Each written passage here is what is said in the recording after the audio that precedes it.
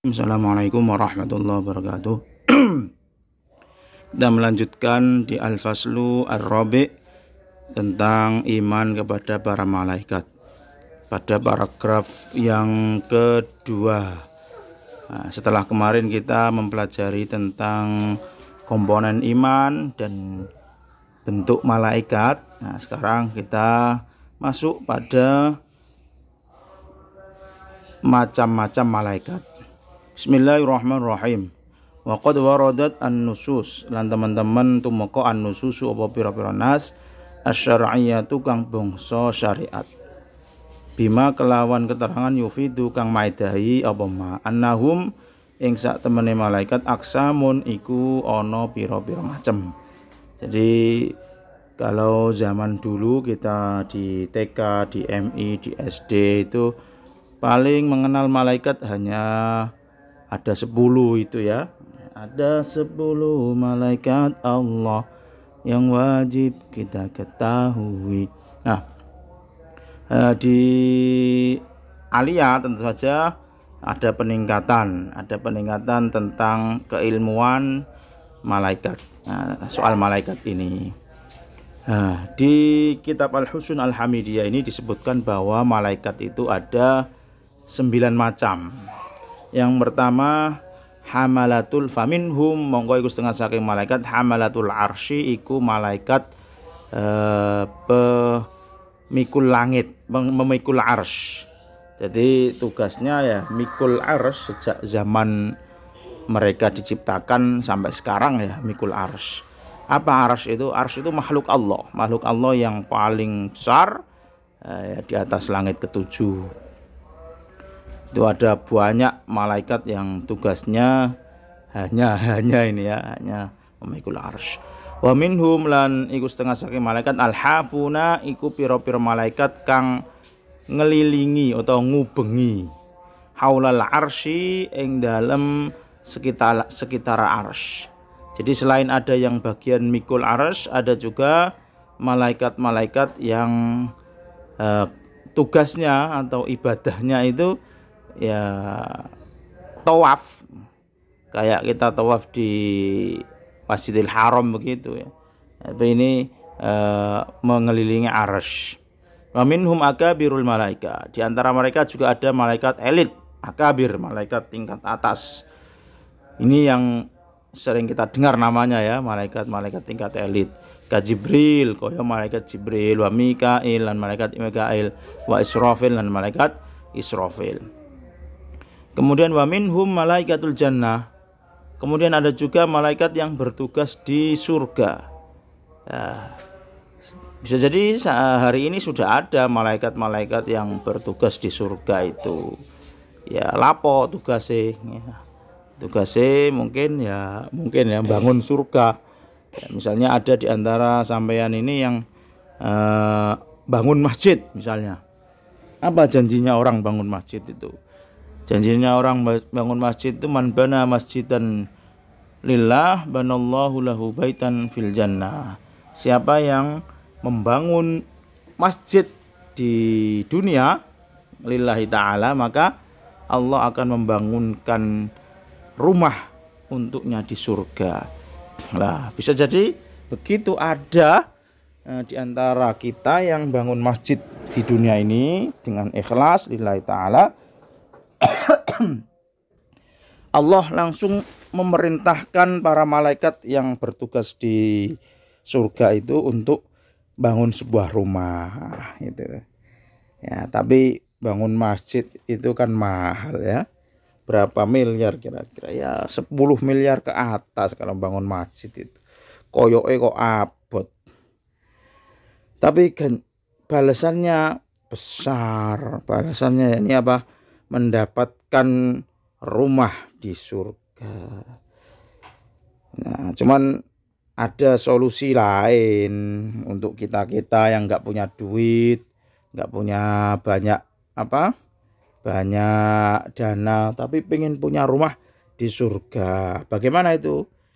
Ada dawuh Kanjeng Nabi itu, man shalla arba'an qabla adh-dhuhri wa arba'an ba'daha banallahu lahu baitan fil jannah. sapa wonge gelem salat sunnah patang rakaat. Salat sunnah qobliyah patang rakaat. Bukan 4 rakaat langsung salam loh ya, tapi 2 rakaat salam, 2 rakaat salam. Wa arba'an ba'daha, dan 4 rakaat sesudah zuhur. Itu 2 rakaat salam, 2 rakaat salam juga. Apa janjine Kanjeng Nabi? Banallahu lahu baitan fil jannah. Allah akan membangunkan sebuah rumah baginya di surga. Nah, jadi begitu ada sampean yang salat sunnah qobliyah 4 rakaat, berarti 4 rakaat zuhur nanti, itu Allah langsung memerintahkan para malaikat bangunkan rumah ini untuk si A ini. Langsung dibangunkan begitu. Lah bayangkan kalau setiap hari sampean sholat sunnah qobliyah ba'diyah begitu 1 bulan, ya 20 hari saja. Berapa itu dapat rumah? Ya dapat 20 rumah. Kalau setahun dapat berapa itu? 20 × 12. Berarti berapa? 240 rumah. Nah, sudah punya perumahan, punya properti perumahan di surga. Nah, kalau sudah punya perumahan di surga, besok karo malaikat digoni neraka lah, sampeyan iso nolak karo nggawa sertifikat. Loh, malaikat, ini lihat ini. Saya punya sertifikat.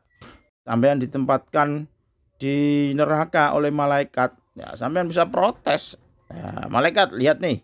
Saya punya ratusan sertifikat rumah, punya perumahan di surga. Apa gak salah tilbokno neraka ya, kan begitu ya. Lah, bisa jadi malaikat-malaikat al-jannah ini yang sudah ada di surga hari ini, itu yang bagian bangun properti, bangun perumahan sampean semuanya di surga. Wa minhum malaikatun nar, di antara mereka ada juga malaikat neraka yang bertugas di neraka. Bagaimana tugasnya? Ya menyiapkan aneka siksaan di neraka.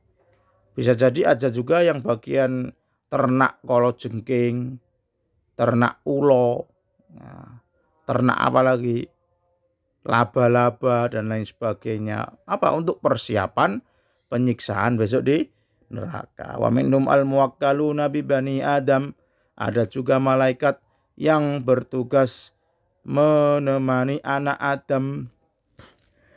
Nah, jadi setiap manusia itu selain punya malaikat raqib dan atid sendiri, manusia itu juga punya namanya al-muwakkalun bi bani Adam, manusia yang malaikat yang bertugas menemani anak Adam. Istilahnya itu malaikat hafadhah. Ini yang biasanya membisiki kita untuk melakukan kebaikan-kebaikan.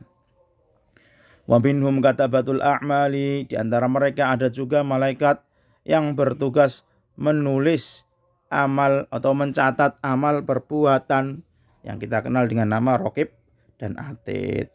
Tapi malaikat petugas pencatat amal ini enggak cuma 2 ya, enggak cuma 2 raqib dan atid saja, tapi banyak sesuai dengan jumlah manusia. Lah tiap orang punya 2 ya, punya raqib, punya atid. Lah dikalikan jumlah manusia ya banyak.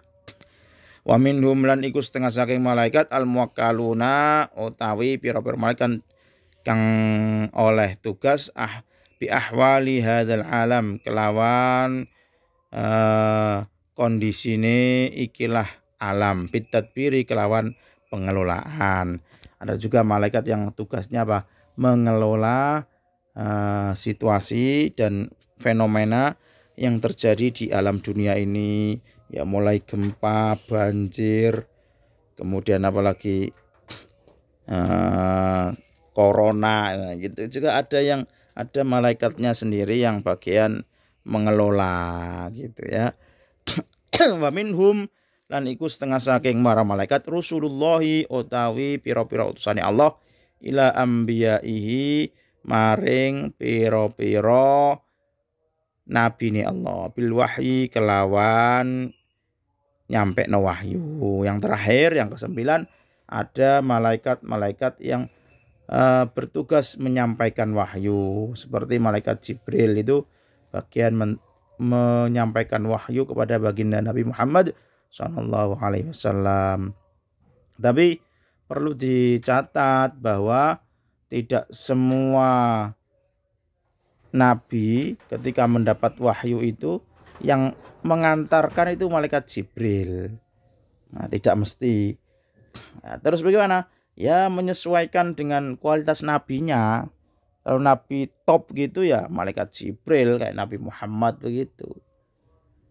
Kalau Nabi Ibrahim juga termasuk nabi top. Itu ya yang menyampaikan langsung malaikat Jibril. Kalau nabi-nabi biasa di luar 25 nabi ya mungkin ada malaikat penyampai bagian menyampaikan wahyu yang lainnya begitu. Itu saja untuk materi kali ini di kitab Al-Husun Al-Hamidiyah. Semoga bermanfaat. Wallahu muwaffiq ila aqwamit thoriq. Wassalamualaikum warahmatullahi wabarakatuh.